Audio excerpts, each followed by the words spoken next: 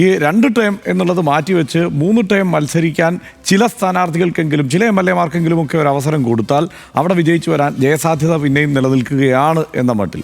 അപ്പോൾ അങ്ങനെ ഒരു വിലയിരുത്തൽ രാഷ്ട്രീയ നിരീക്ഷകരും മാധ്യമങ്ങളും ഒക്കെ നടത്തുമ്പോൾ സ്വാഭാവികമായും പാർട്ടിയിലും ആലോചന ആ വഴിക്കായിരിക്കുമെന്നാണ് ഞങ്ങളൊക്കെ വിചാരിക്കുക.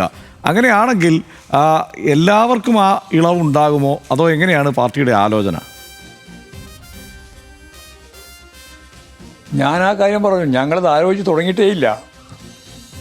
ഞങ്ങളുടെ സ്ഥാനാർത്ഥി നിർണയത്തിൻ്റെ ഭാഗമായിട്ട് അതിൻ്റെ ടേംസ് എന്താണ്, അതിൻ്റെ ക്രൈറ്റീരിയ എന്താണ് എന്നുൾപ്പെടെയുള്ള കാര്യങ്ങളെല്ലാം കൃത്യമായിട്ട് ചർച്ച ചെയ്ത് തീരുമാനിച്ചു പോകുന്ന കോൺഗ്രസ് ഇന്നു മുതൽ ആലോചനയും തീരുമാനമൊക്കെ എടുക്കാനിരിക്കുകയാണ്. ഒന്നും ഭയപ്പെടേണ്ട ഒരു വൈകി പോലും ഇല്ല. അതൊക്കെ ഇന്നലത്തെയൊക്കെ വാർത്ത മനസ്സിലാകുന്നുണ്ടല്ലോ. ആരൊക്കെയാണ് മത്സരിക്കാൻ പോകുന്നത്, അതിൻ്റെ ത്വരയെന്താണ് എന്ന് ഇപ്പോൾ കണ്ടുകൊണ്ടിരിക്കുകയാണല്ലോ. എല്ലാ പഴയ നേതാക്കന്മാർ, കോൺഗ്രസ് നേതാക്കന്മാർ ഉൾപ്പെടെ ഇറങ്ങി വന്നിരിക്കുകയാണ്. അവരെല്ലാമായിട്ട് ബന്ധപ്പെട്ട പ്രശ്നങ്ങൾ ഉയർന്നു വരുമെന്ന കാര്യത്തിൽ സംഘർഷാത്മകമായ ഒന്നായിരിക്കും UDF-നെ സംബന്ധിച്ചിടത്തോളം സ്ഥാനാർത്ഥി നിർണ്ണയം ഉൾപ്പെടെയുള്ള പ്രശ്നം. അപ്പോൾ ഇപ്പോഴും വയനാട് ചേർന്ന് ഞങ്ങൾ ഇതെല്ലാം തീരുമാനിക്കുന്നു എന്ന് പറഞ്ഞാലും ഈ അടി വേഗമൊന്നും തീരൂല.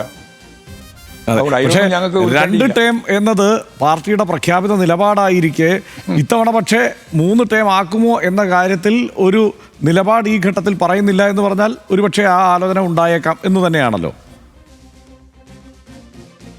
അതേയല്ല, ഞങ്ങളത് ചർച്ച ചെയ്തിട്ടേ ഇല്ല. ഓരോ തെരഞ്ഞെടുപ്പിൻ്റെയും ക്രൈറ്റീരിയ അതാത് സന്ദർഭത്തിൽ തീരുമാനിക്കുന്നതാണ്.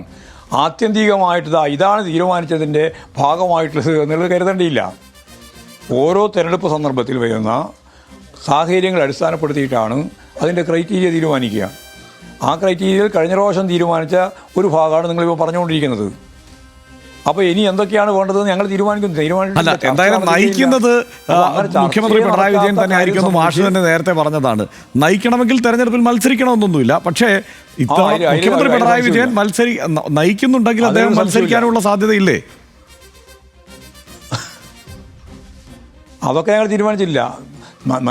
ഇവിടെ കേരളത്തിലെ കമ്മ്യൂണിസ്റ്റ് പാർട്ടി ഓഫ് ഇന്ത്യ മാർക്സിസ്റ്റും അത് നേതൃത്വം നൽകുന്ന ഇടതുപക്ഷ ജനാധിപത്യ മുന്നണിയും നേതൃനിരയിൽ ഇന്നുള്ളത് ഏറ്റവും പ്രമുഖനായ സഖാവ് പിണറായി തന്നെയാണ്, മത്സരിച്ചാലും മത്സരിച്ചില്ലെങ്കിലും. അതുകൊണ്ട് അതിൽ നിങ്ങൾ വിഷമിക്കേണ്ട കാര്യമില്ല. പിണറായി വിജയൻ്റെ നേതൃത്വത്തിലുള്ള ഇടതുപക്ഷ ജനാധിപത്യ മുന്നണി തന്നെയാണ് ഈ തെരഞ്ഞെടുപ്പിനെ അഭിമുഖീകരിക്കാൻ പോകുന്നത്.